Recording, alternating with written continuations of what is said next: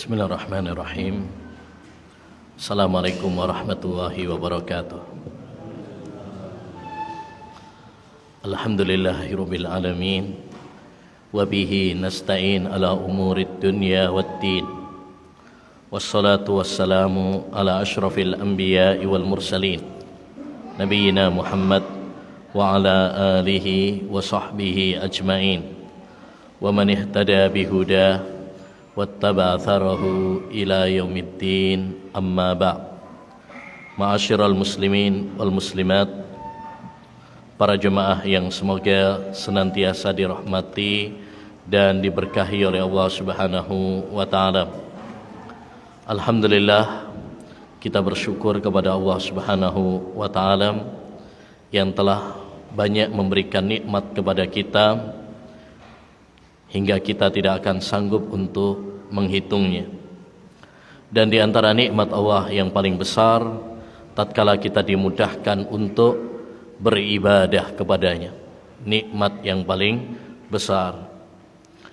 Ma'asyiral muslimin wal muslimat rahimani wa rahimakumullah. Allah Subhanahu wa taala menciptakan kita di dunia ini untuk suatu tujuan yang mulia, yaitu agar kita beribadah hanya kepada Allah saja. Allah berfirman dalam surat Adz-Dzariyat ayat 56, "Wa ma khalaqtul jinna wal insa illa liya'budun."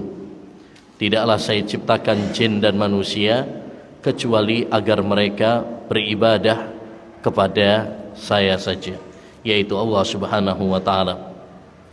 Dan Allah Subhanahu wa ta'ala mengutus para nabi dan para rasul untuk beribadah kepada Allah Subhanahu wa ta'ala semata, untuk mentauhidkan Allah Subhanahu wa ta'ala.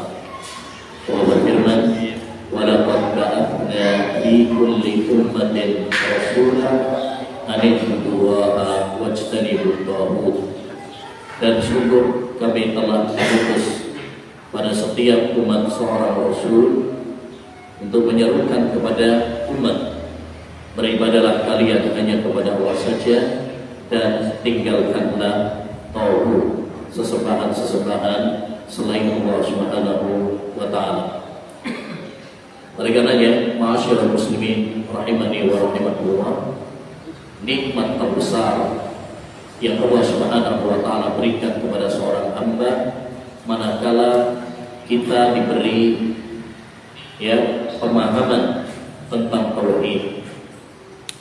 Ini nikmat yang paling besar yang harus kita syukuri. Tidak ada nikmat yang lebih besar daripada kita diberi kesempatan oleh Allah memahami tauhid. Karena tauhid adalah penentu nasib kita di dunia maupun di akhirat, yang menentukan nasib kita, apakah kita akan di surga ataukah di neraka. Nabi SAW bersabda, "Man laqiyallaha la yusyriku bihi syai'an dakhala al-jannah." Siapa yang meninggal dunia dan dia tidak menyekutukan Allah Subhanahu wa taala, yakni tauhidnya murni, maka dia akan masuk surga. Sebaliknya, wa man laqiyahu yusyriku bihi syai'an dakhala an-nar. Siapa yang berjumpa dengan Allah meninggal dunia dalam keadaan dia menyekutukan Allah Subhanahu wa taala, maka dia masuk neraka. Jadi tauhid ini adalah kunci keselamatan bagi seorang hamba di dunia maupun di akhirat. Oleh karenanya, ma'asyiral muslimin rahimani wa rahimakumullah, kewajiban bagi kita pertama adalah semangat mempelajari tauhid. Mempelajari tauhid. Kita harus bersemangat, tidak boleh malas, tidak boleh jemu, bosan. Allah Subhanahu wa taala berfirman, "Fa'lam annahu la ilaha illallah wastaghfir li dzambik." Pelajarilah, ketahuilah bahwasanya tidak ada sesembahan yang berhak diibadahi kecuali hanya Allah Subhanahu wa taala semata. Ini perintah Allah kepada nabinya untuk mempelajari tauhid, mempelajari kalimat tauhid, la ilaha illallah. Dan perintah Allah kepada nabinya berarti juga adalah perintah kepada umatnya juga. Demikian juga hendaknya bagi kita untuk banyak berdoa kepada Allah Subhanahu wa taala. Ya, berdoa supaya kita dimatikan di atas tauhid, diberi keistiqomahan oleh Allah Subhanahu wa taala, ya, untuk kita dan untuk keluarga kita.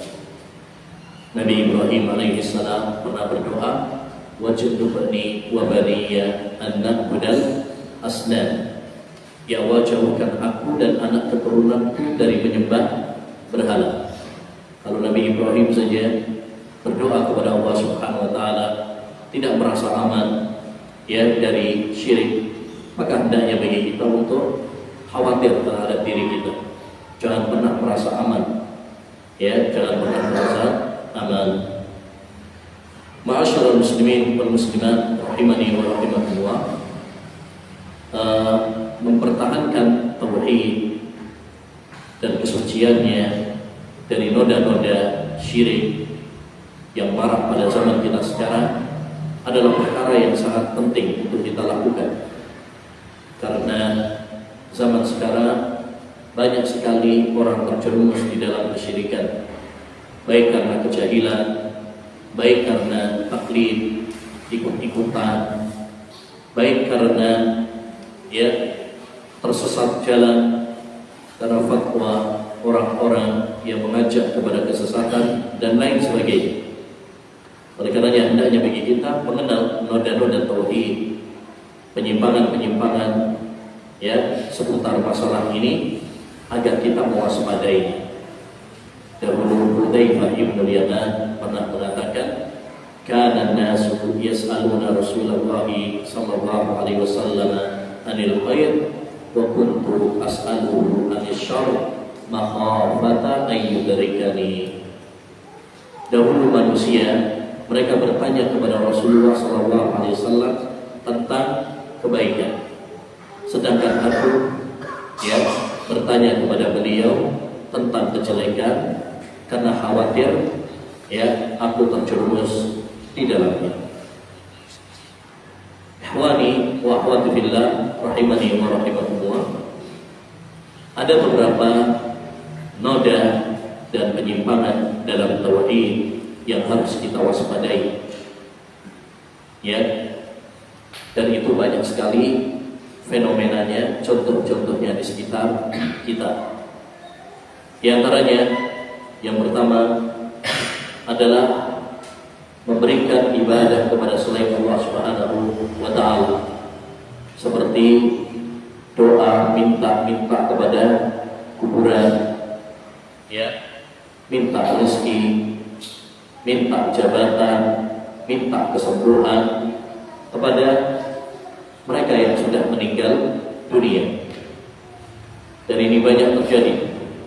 Banyak orang ya mengetuk pintu kepada mereka yang sudah meninggal dunia, mereka yang sudah di alam kubur. Dan ini adalah suatu kesyirikan, karena ibadah semata-mata hanya untuk Allah Subhanahu wa taala. Oleh karenanya dalam doa yang selalu kita ya panjatkan dalam surat Al-Fatihah, dalam salat kita mengatakan apa? Iyyaka na'budu wa iyyaka nasta'in. Hanya kepada Engkau ya Allah kami beribadah, dan hanya kepada Engkau saja kami minta pertolongan. Jadi ibadah hanya khusus untuk Allah saja, tidak boleh diperuntukkan kepada selain Allah Subhanahu wa taala. Baik dia nabi, baik dia malaikat, baik dia wali, ya, siapapun tidak boleh menjadi sekutu bagi Allah Subhanahu wa taala. Karena itu adalah kesyirikan, dan syirik adalah dosa paling besar. Allah Subhanahu wa taala berfirman, "Innahu man yusyrik billah faqad harrama Allahu 'alaihi al-jannah wa ma'wahu an-nar wa ma lidh-dhalimin min ansar." Barang siapa yang berbuat syirik kepada Allah, Allah akan haramkan surga bagi, dan tempat tinggalnya adalah di neraka. Allah juga berfirman, "La in asyrakta la yahfatanna amaluka." Kalau kamu berbuat syirik, batal, hapus semua amal perbuatan. Dan Allah juga berfirman, innallaha la yaghfiru an yushraka bihi. Allah tidak mengampuni dosa syirik. Jadi ini bahaya syirik. Dia termasuk dosa paling besar. Ya, pelakunya terancam dengan pasti masuk neraka, gak mungkin masuk surga. Ya, membatalkan amal-amal perbuatan kita dan dosa yang tidak akan diampuni oleh Allah Subhanahu wa taala selama pelakunya tidak bertobat ya kepada Allah Subhanahu wa taala. Di antara contoh syirik juga yang paling banyak adalah menyembelih untuk selain Allah Subhanahu wa taala. Masih banyak orang menyembelih ya, kirim tumbal, sesajen dan lain sebagainya diberikan kepada selain Allah Subhanahu wa taala, baik yang untuk bumbu laut, bumbu gunung dan lain sebagainya. Dan ini adalah bentuk kesyirikan kepada Allah Subhanahu wa taala. Yang kedua, di antara noda tauhid juga adalah salah mengartikan kalimat tauhid la ilaha illallah. Banyak orang mengartikan la ilaha illallah kepada tauhid rububiyah. Tidak ada pencipta selain Allah, tidak ada yang memberi rezeki selain Allah Subhanahu wa taala, tidak ada raja selain Allah Subhanahu wa taala dan lain sebagainya. Dan ini adalah suatu kekeliruan yang sangat fatal. Karena kalimat tauhid la ilaha illallah artinya adalah la ma'budu haqqun illallah. Tidak ada sesembahan yang berhak untuk diibadahi kecuali hanya Allah saja. Jadi dalam tauhid la ilaha illallah itu ada dua hal inti. Pertama adalah an-nafyu, peniadaan. Kita hilangkan semua sesembahan-sesembahan selain Allah Subhanahu wa taala.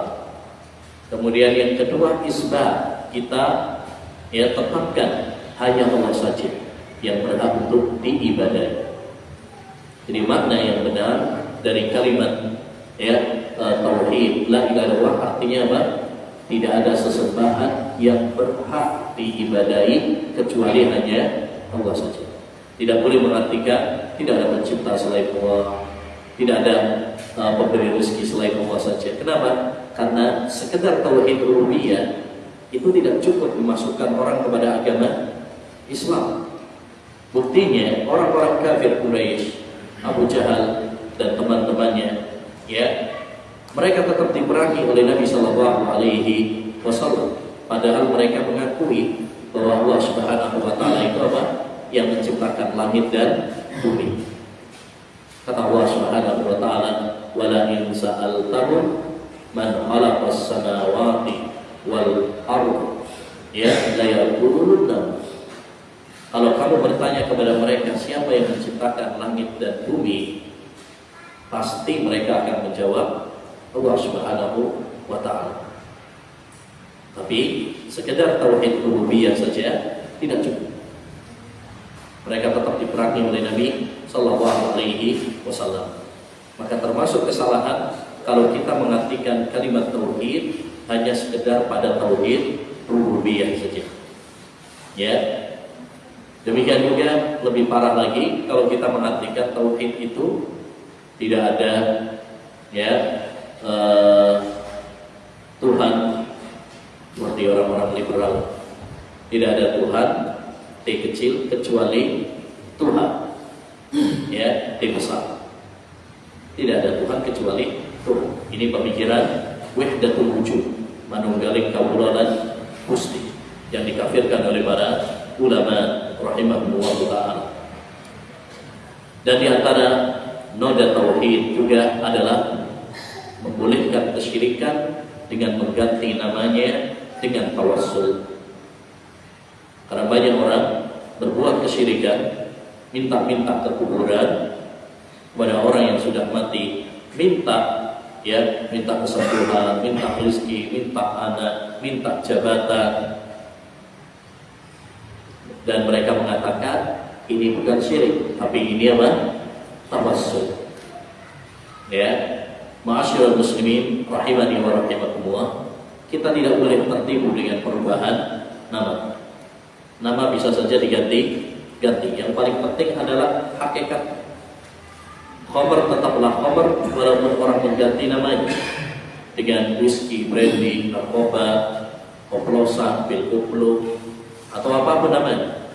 Nabi bersabda, la yasrabanna nasun min ummatil khamra wa yusammunahu bighairi ismih. Akan ada segolongan dari umatku ini yang minum khamar dan menamai khamar bukan dengan khamar. Menamai khamar bukan dengan khamar. Begitu juga syirik tetaplah syirik walaupun diganti namanya dengan apa? Tawassul. Ya, diganti namanya dengan cinta kepada para wali dan lain sebagainya. Maka kita tidak boleh apa? Tertipu dengan perubahan nama. Al-ibratu bil haqa'iq la bil asma. Yang menjadi patokan itu adalah hakikatnya, bukan nama. Dan di antara noda tauhid juga adalah ya hulu berlebih-lebihan kepada Nabi Muhammad dan kepada orang-orang saleh. Ya, Allah Subhanahu wa taala berfirman, "Qul ya ahlal kitab la taghlu fi dinikum." Katakanlah wahai ahlul kitab, janganlah kalian berlebih-lebihan dalam agama kalian. Kita tidak boleh berlebih-lebihan. Bahkan kepada Nabi kita Muhammad SAW kita tidak boleh berlebih-lebihan. Nabi bersabda, "La tutruni kama atratin nasara Isa bin Maryam." Janganlah kalian berlebih-lebihan kepadaku sebagaimana orang-orang Nasrani berlebih-lebihan kepada Isa bin Maryam sampai mengangkatnya sebagai Tuhan atau anak Tuhan. Ya, nggak boleh. Ya, nggak boleh. Begitu juga dengan orang-orang yang mengatakan misalkan Nabi Muhammad mengetahui ilmu gaib. Ini berlebihan. Ya, seperti dalam syair Burda al-Busiri, "Wa inna min judika dunya wa dharrataha wa min ulumika ilmul lawhi wal qalam." Termasuk harta milikmu wahai Nabi adalah dunia dan akhirat. Tentu ini berlebihan. Karena dunia dan akhirat itu miliknya Allah Subhanahu wa taala, bukan milik Nabi. Wa min ulumika ilmul lawhi wal qalam. Dan termasuk ilmumu kamu tahu mengetahui lauhul mahfuz. Ini juga termasuk apa? Berlebih-lebihan. Jadi kita tidak boleh berlebih-lebihan kepada siapapun. Ya, kepada para wali, kepada para orang saleh, ya, kepada Nabi Muhammad SAW tidak boleh berlebihan, mengangkat mereka di atas derajat yang telah diberikan oleh Allah Subhanahu wa taala. Ya, katakan bahwa Nabi Muhammad itu adalah hamba dan rasul. Hamba agar kita tidak berlebih-lebihan dan rasul agar kita tidak meremehkan. Jadi kita bersikap apa? Tengah-tengah. Begitu juga kepada para ulama, kepada para wali, kita mencintai mereka, ya, kita mendoakan kebaikan untuk mereka, tapi tidak boleh apa? Sampai berlebih-lebihan, ya. Demikian juga di antara noda tauhid adalah mendatangi para dukun, para peramal, ya. Ini wajib bagi kita untuk menghindarinya. Nabi SAW bersabda, "Man ata arrafan aw kahinan fasaddaqahu bima yaqul faqad kafara bima unzila ala Muhammad sallallahu alaihi wasallam." Barang siapa yang mendatangi para dukun dan peramal, baik mendatanginya secara langsung ke rumah-rumah mereka atau tidak langsung, telepon mereka, WA mereka, konsultasi, ya, dengan mereka, ini juga masuk. Lalu dia membenarkan, maka berarti dia telah kufur dengan apa yang telah diturunkan oleh Allah kepada Nabi Muhammad sallallahu alaihi wasallam. Maka tidak boleh bagi seorang muslim dan muslimah haram untuk mempelajari, ya, perdukunan, sihir, ya. Demikian juga bertanya kepada mereka, membenarkan ini termasuk perbuatan yang haram. Kenapa? Karena para dukun mengaku tahu ilmu gaib, padahal tidak ada yang mengetahui ilmu gaib kecuali hanya Allah saja. Qul la ya'lamu man fis samawati wal ardi al-ghaiba illa Allah. Katakanlah, tidak ada di atas langit dan di atas bumi ini yang mengetahui ilmu gaib kecuali hanya Allah Subhanahu wa taala saja. Tidak ada yang mengetahui ilmu gaib kecuali hanya Allah Subhanahu wa taala saja.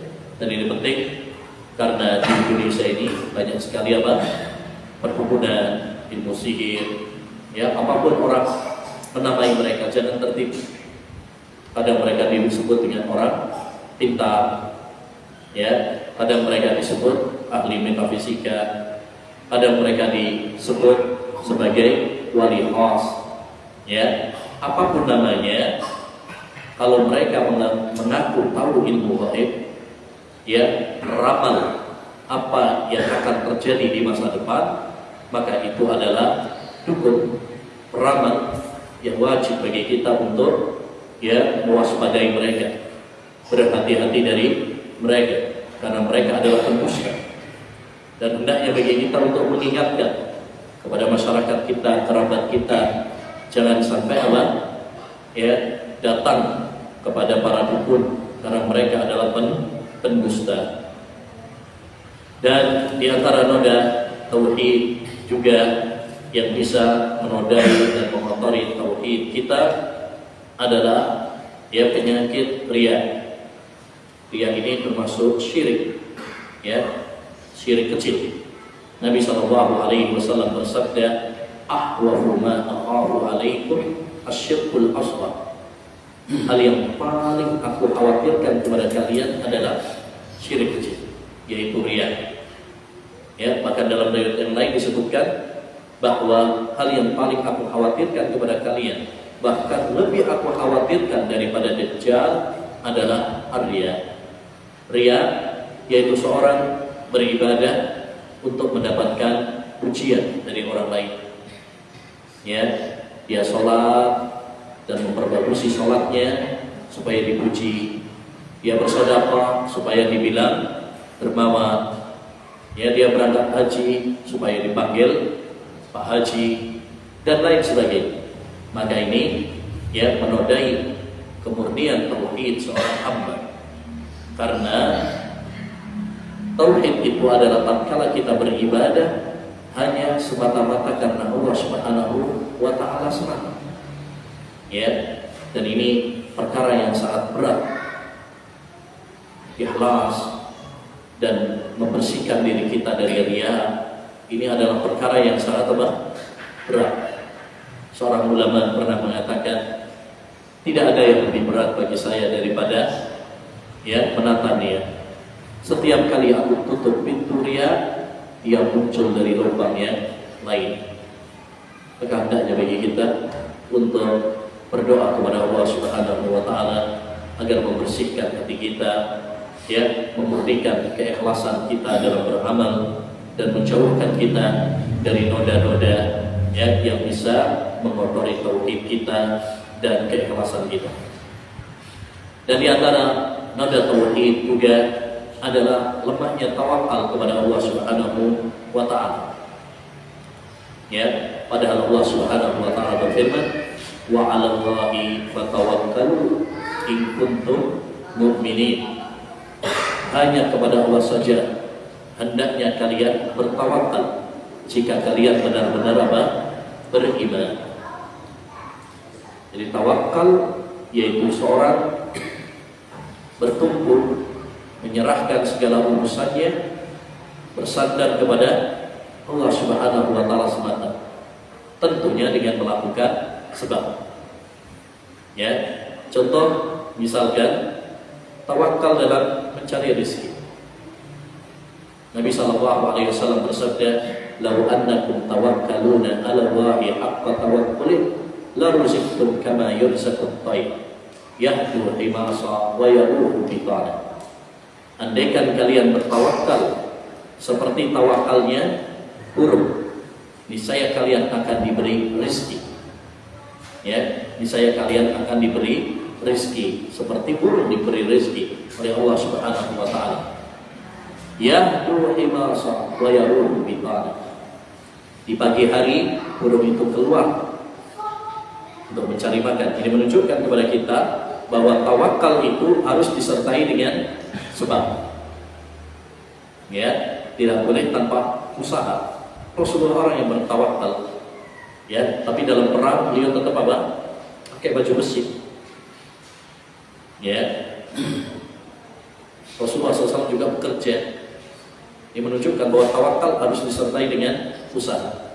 Wa yaruhu bitana. Tapi lihat burung itu sore harinya dia pulang dalam keadaan kenyang dan nggak pakai nyimpen makanan, nggak pakai nyimpen beras, nggak punya ATM, ya, nggak punya simpenan sembako. Maka ini ayo pelajaran penting bagi kita agar kita menguatkan tawakal kita kepada Allah Subhanahu wa taala. Terutama saat-saat ini, ya, saat ada kenaikan BBM, ya, harga-harga mahal, ya, maka yang wajib untuk kita tanamkan pada diri kita masing-masing adalah Allah Subhanahu wa taala tidak akan menelantarkan kita. Karena rezeki kita sudah dijamin oleh Allah Subhanahu wa taala. Wa ma min dabbatin fil ardi illa 'ala Allahi rizquha. Tidak ada makhluk di muka bumi ini kecuali Allah yang akan menanggung rezeki. Kita tidak akan mati kecuali jatah rezeki kita telah sempurna, komplit untuk kita. Law anna ibna Adam haraba min rizqihi kama yahrabu minal maut la adrakahu rizquhu kama adrakahu al-maut. Andaikan anak Adam lari dari rezekinya sebagaimana dia lari dari kematian, niscaya rezeki akan datang menghampirinya sebagaimana kematian pasti akan datang menghampiri. Maka tidak perlu risau, tidak perlu galau, ya. Yang paling penting adalah kita menjalankan tugas kita, ibadah kepada Allah Subhanahu wa taala, dan Allah Subhanahu wa taala akan menjalankan, ya, janjinya, yaitu memberikan rezeki kepada makhluknya. Manakala kita bertawakal kepada Allah, maka hati kita akan tenang. Tapi kalau kita tidak bertawakal kepada Allah atau lemah tawakal kita kepada Allah Subhanahu wa taala, maka kita akan, ya, galau, gundah, ya, dihantui dengan rasa takut, gelisah, dan alangkah sengsaranya hidup orang seperti ini. Ya, berbeda kalau seorang bertawakal kepada Allah, maka hidupnya bahagia, tenang, ya. Nah, dan di antara noda tauhid juga adalah, ya, memakai jimat-jimat, ya, untuk penangkal bahaya, sakit, dan lain sebagainya. Nabi Shallallahu Alaihi Wasallam bersabda, "Man ta'allaqa tamimatan faqad asyraka." Siapa yang menggantungkan, ya, jimat, maka dia telah berbuat syirik. Kita harus yakin bahwa yang menurunkan bencana, penyakit itu hanya Allah Subhanahu wa taala, dan yang bisa mengangkat penyakit madarat hanyalah Allah Subhanahu wa taala.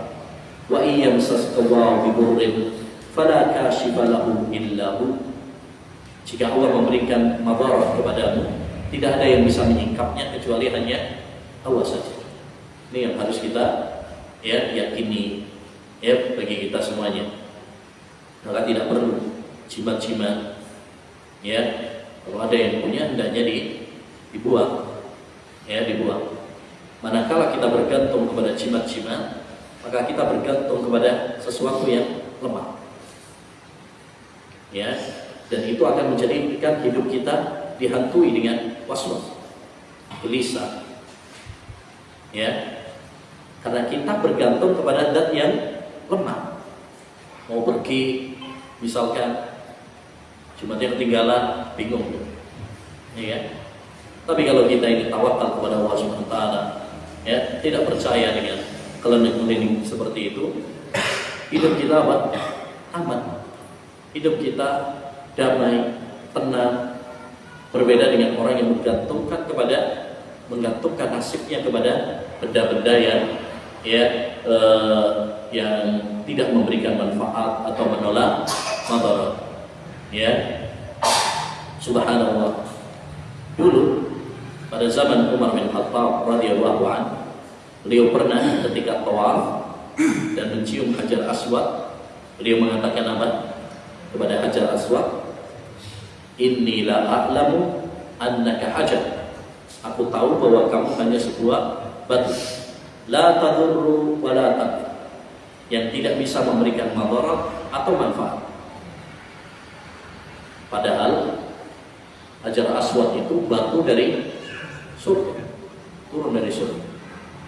Tapi kata Umar, kamu tidak bisa memberikan madarat atau manfaat. Falaula anni ra'aitu Rasulullah sallallahu alaihi wasallam yuqabbiluka ma qabbal. Andaikan aku tidak melihat Rasulullah menciummu, saya tidak akan mencium. Itu batu dari surga, tidak bisa mendatangkan manfaat atau menolak madarat. Apalagi batu-batu yang lain, ya, batu ajaib, batu sakti, ya, keris, ake, dan sebagainya. Semua itu tidak bisa mendatangkan manfaat atau menolak madarat. Yang bisa mendatangkan manfaat dan menolak madarat hanyalah Allah Subhanahu wa taala. Dan di antara, ya, noda-noda tauhid juga adalah berlebih-lebihan kepada kuburan. Dan ini banyak terjadi. Orang berlebih-lebihan kepada kuburan, menganggap bahwasanya kuburan itu ada berkahnya, sehingga orang berbondong-bondong atau doa di sana mustajab, ya, sehingga mereka berlebih-lebihan.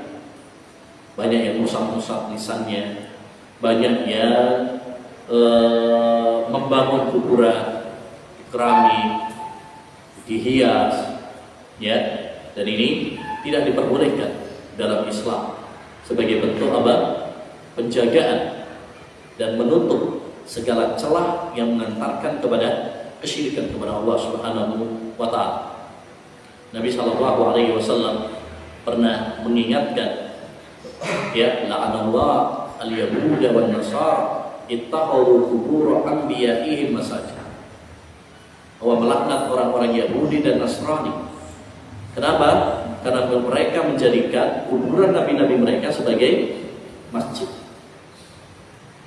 Ya, karena mereka berlebihan sampai dijadikan sebagai apa? Tempat untuk ibadah kepada Allah Subhanahu wa taala. Kuburan itu bukan tempat untuk ibadah. Ya, kalau mau ibadah, ya, di tempat, ya, masjid, di rumah. Adapun kuburan, ya, bukan tempat untuk apa? Ibadah. Sekarang banyak orang justru meramaikan kuburan, masjidnya malah sepi. Kembali, Nabi bersabda, la taj'alu buyutakum maqabir. Jangan jadikan rumah kalian seperti kuburan yang sepi, tidak pernah dipakai untuk ibadah kepada Allah Subhanahu wa taala. Ya, yang angker. Tapi jadikan rumah kalian itu, ya, sebagai tempat untuk ibadah, membaca Quran, untuk doa, untuk ta'lim.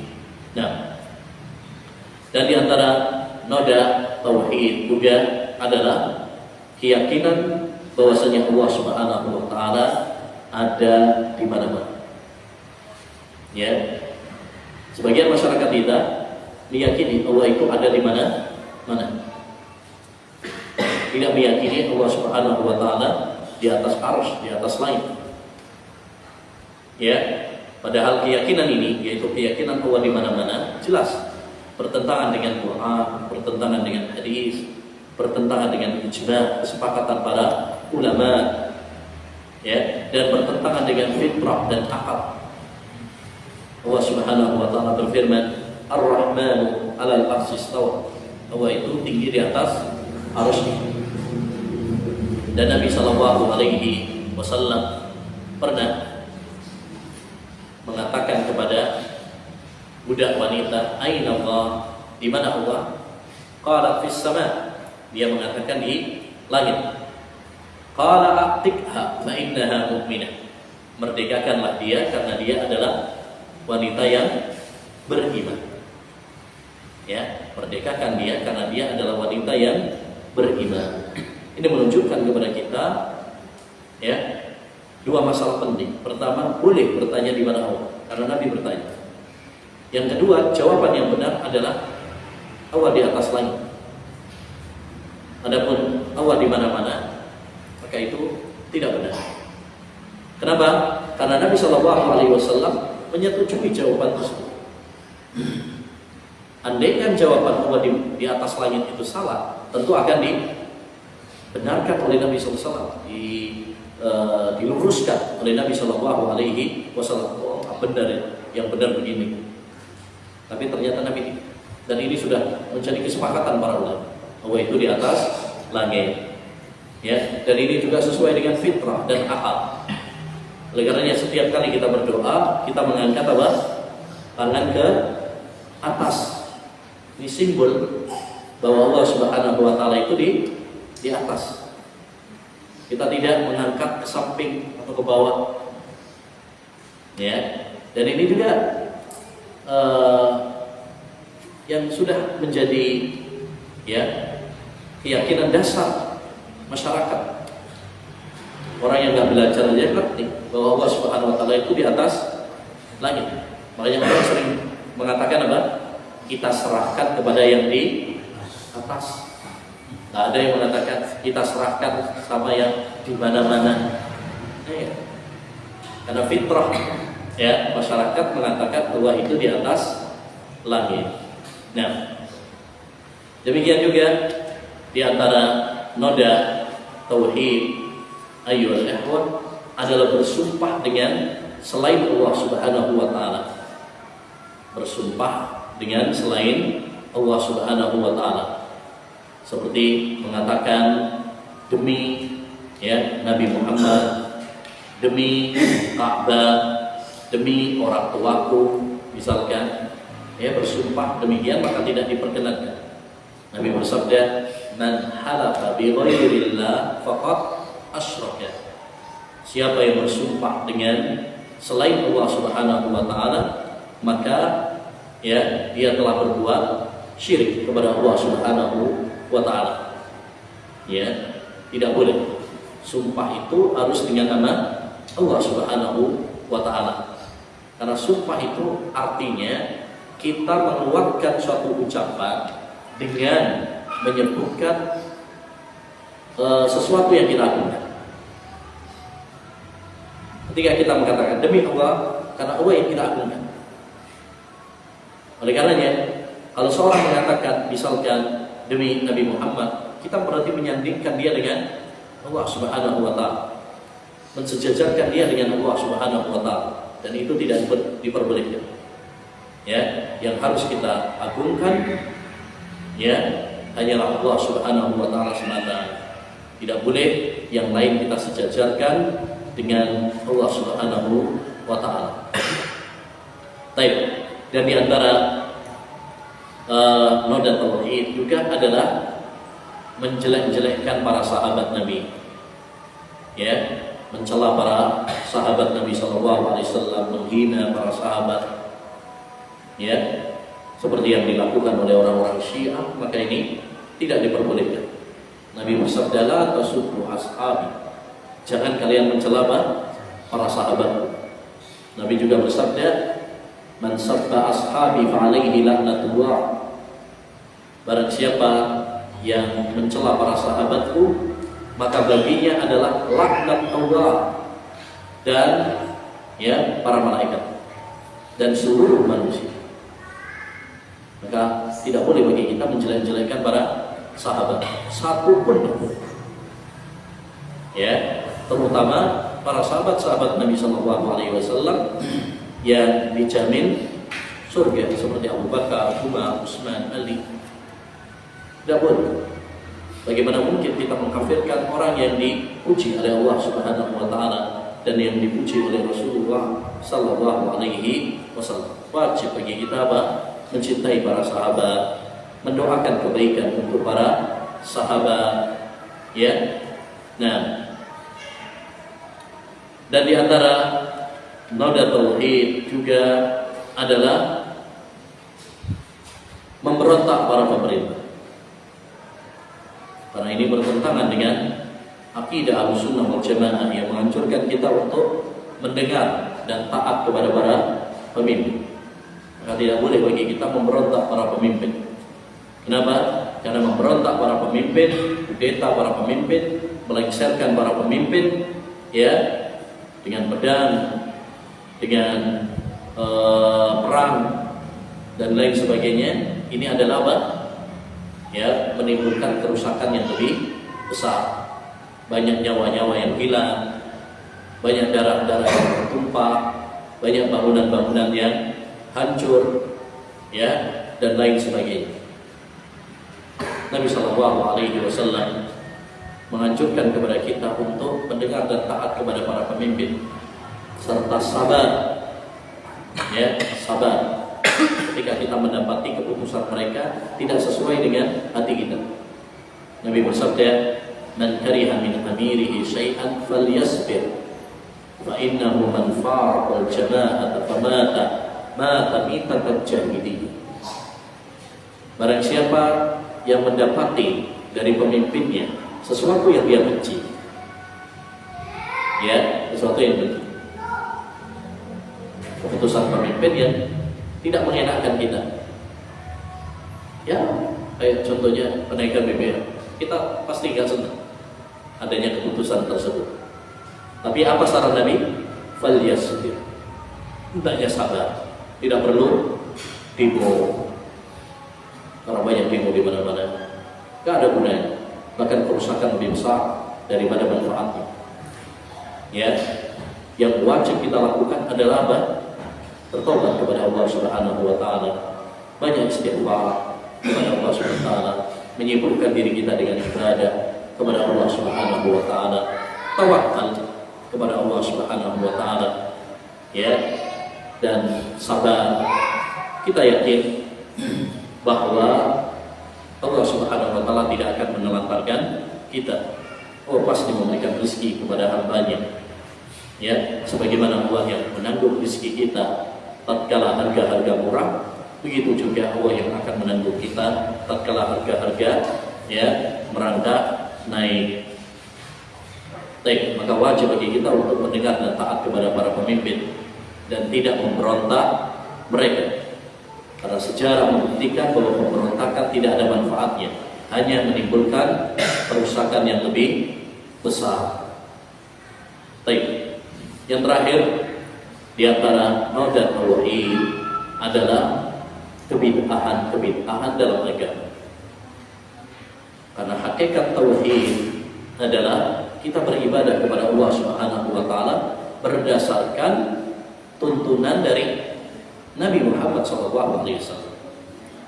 Syahadat la ilaha illallah ini agar kita ikhlas dalam beribadah, dan syahadat anna Muhammadan abduhu wa rasuluh, syahadat, ya, yang kedua ini adalah agar kita beribadah sesuai dengan tuntunan Rasul. Makanya syarat diterimanya amal ibadah ada dua. Yang pertama adalah ikhlas, dan yang kedua adalah ittiba. Tidak boleh kita beribadah dengan selera hawa nafsu kita.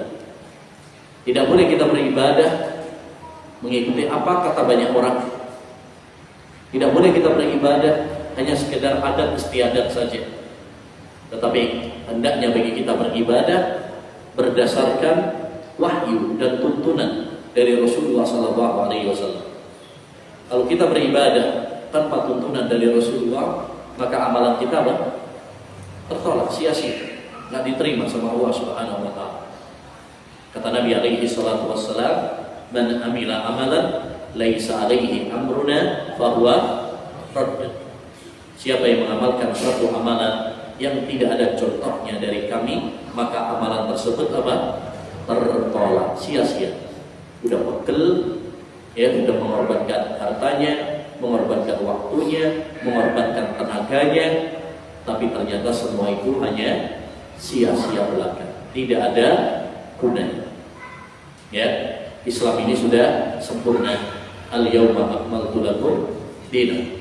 Pada hari ini telah aku sempurnakan agama kalian. Tidak butuh tambahan-tambahan, revisi-revisi terhadap syariat. Ini tidak dibenarkan. Demikian masyaallah muslimin wal muslimat rahimani wa rahimakumullah yang dapat kita bahas tentang noda-noda tauhid yang harus kita bersihkan dari diri kita agar kita menghadap Allah Subhanahu wa taala dengan tauhid yang murni, tauhid yang bersih, tauhid yang suci. Karena tauhid nikmat yang paling besar, tauhid adalah ilmu yang paling utama, tauhid adalah penentu nasib kita, apakah kita akan di surga ataukah di neraka. Maka sekali lagi, ya, mari kita jaga tauhid kita, rawat baik-baik tauhid kita dengan minimal 2 cara. Yang pertama, terus semangat mempelajari apa?